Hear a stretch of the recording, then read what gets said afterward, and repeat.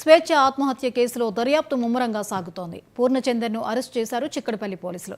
తనకు స్వేచ్ఛకు మధ్య విభేదాలు లేవన్నాడు పూర్ణచందర్. స్వేచ్ఛ ఎలక్ట్రానిక్ గాడ్జెట్స్ ఫోన్స్ రికవరీ చేసిన పోలీసులు స్వేచ్ఛ లాస్ట్ కాల్ ఎవరెవరితో మాట్లాడిందన్న డేటా ఆధారంగా దర్యాప్తు చేస్తున్నారు. స్వేచ్ఛ తల్లిదండ్రులు ఫిర్యాదు ఆధారంగా విచారణ జరుపుతున్నారు. కాసేపట్లో జడ్జి ముందు పూర్ణచందర్ను హాజరుపరచనున్నారు పోలీసులు.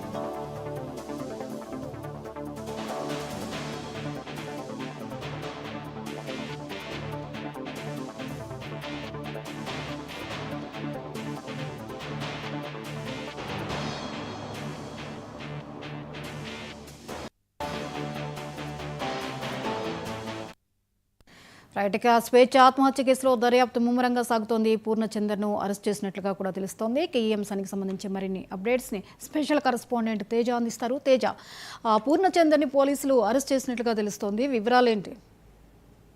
జ్యోతి, ప్రధానంగా చూసినట్లయితే మాత్రం అంటే ఈ యాంకర్ స్వేచ్ఛ ఆత్మహత్య కేసులో అయితే మాత్రం మరొక బిగ్ బ్రేకింగ్ మనకి అంటే ఒక పెద్ద ట్విస్ట్ చోటు చేసుకుందన్నట్లుగానే చెప్పాలి.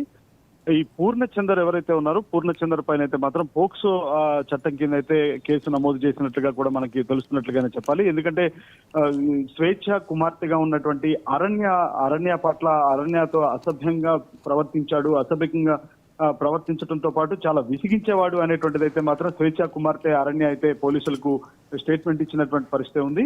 అనంతరం అంతేకాకుండా కేవలం తన తల్లితో కనీసం కలవనివ్వకుండా కూడా ఎప్పటికప్పుడు అడ్డుకునేవాడు అనేటువంటి స్థాయిలో కూడా మాట్లాడినటువంటి పరిస్థితి ఉంది. ఇదే నేపథ్యంలో అయితే మాత్రం భారతీయ న్యాయ సంహిత సెక్షన్లు 69, సెక్షన్ 108 కింద అయితే మాత్రం చిక్కడపల్లి పోలీసులు కేసు నమోదు చేశారు. అయితే పోక్సో చట్టం కింద కేసు నమోదు చేసినటువంటి పోలీసులు అయితే మాత్రం మరి కాసేపట్లో పూర్ణచందర్ని అయితే మాత్రం రిమాండ్ కు తరలించబోతున్నారు అన్నట్లుగానే మనం చెప్పాలి జ్యోతి. అయితే అసలు స్వేచ్ఛ విషయంలో తను పెళ్లి చేసుకుంటానని చెప్పలేదని చెప్పేసి అంటున్నారు. స్వేచ్ఛ తనని అడిగింది అని చెప్పి పూర్ణచంద్రరావు పేర్కొనడం జరిగింది. మరి ఈ విషయాన్ని మనం ఎలా చూడాల్సి ఉంటుంది? ఖచ్చితంగా జ్యోతి, ఎందుకంటే తను ఒక రకంగా అంటే వారి తల్లిదండ్రులు స్వేచ్ఛ తల్లిదండ్రులు చెప్తున్నటువంటి అంశం ఒకలాగా ఉంది. తిను కూడా అంటే ఈ పూర్ణచందర్ ఎవరైతే ఇప్పుడు ఆరోపణలు ఎదుర్కొంటున్నటువంటి పూర్ణచందర్ ఆత్మహత్యకు కారణమైనటువంటి పూర్ణచందర్ ఎవరైతే ఉన్నారో తను కూడా ఒక రాతపూర్వకమైనటువంటి వివరణ, ఒక ప్రకటన కూడా ఆయన లేఖను విడుదల చేసినటువంటి పరిస్థితి కూడా చూసాం. తనకి ఏ విధమైనటువంటి తప్పిదము లేదనేటువంటి స్థాయిలో ఆయన చెప్తున్నప్పటికీ కూడా ఇటు మహిళా సంఘాలు కూడా చాలా తీవ్ర స్థాయిలో ఆగ్రహం వ్యక్తం చేస్తున్నట్లుగానే చెప్పాలి. ఎందుకంటే తనకు ఇష్టం లేకపోయినప్పటికీ కూడా 3 సంవత్సరాల నుంచి వెంటపడి తనను లోపరుచుకోవటం కోసం తనను వేధించాడు. అనంతరం తనతో ఒక సఖ్యత ఏర్పడిన తర్వాత మాత్రం వద్దు పొమ్మంటూ కూడా మొహం చాటేశాడు. అందుకే ఆమె మానసిక పరిస్థితి అంటే మానసికంగా చాలా కుంగిపోయినటువంటి స్వేచ్ఛ అయితే మాత్రం బలవన్మరణానికి పాల్పడింది. లేదంటే స్వేచ్ఛ చాలా ధైర్యవంతురాలు అనేటువంటి స్థాయిలో ఆ స్వేచ్ఛకు సంబంధించినటువంటి కుటుంబ సభ్యులు కానీ వారి సన్నిహితులు కానీ మహిళా సంఘాల నేతలు కానీ చెప్తున్నటువంటి పరిస్థితి. ఏది ఏమైనప్పటికీ కూడా పూర్ణచందర్ అయితే మాత్రం ఖచ్చితంగా పూర్ణచందర్ కు కఠినంగా శిక్షించాలనేటువంటిది అయితే మాత్రం అందరూ కోరుకుంటున్నారు అన్నట్లుగానే మనం చెప్పాలి. అయితే స్వేచ్ఛ పోస్ట్ మార్టం ఏం చెప్తోంది? దానిలో ఎటువంటి అనుమానాస్పదమైనటువంటి విషయాలు లేవు అన్నట్లుగా కొన్ని వార్తలను మనం చూస్తున్నాం.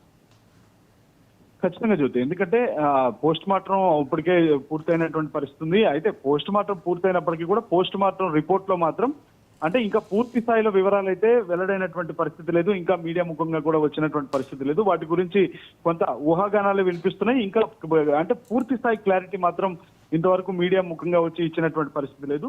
దీనిపైన కానీ మనకు తెలుస్తున్నటువంటి సమాచారం ప్రకారం అయితే తను న్యాచురల్ గానే అంటే బలవన్మరణానికి పాల్పడటం వల్లే మృతి చెందింది అనేటువంటి పరిస్థితిగా ఆ విధంగా కూడా రిపోర్ట్స్ తెలిసినట్లుగానే తెలుస్తుంది.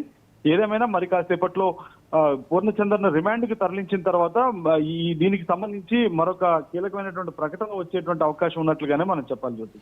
Right, thank you Teja.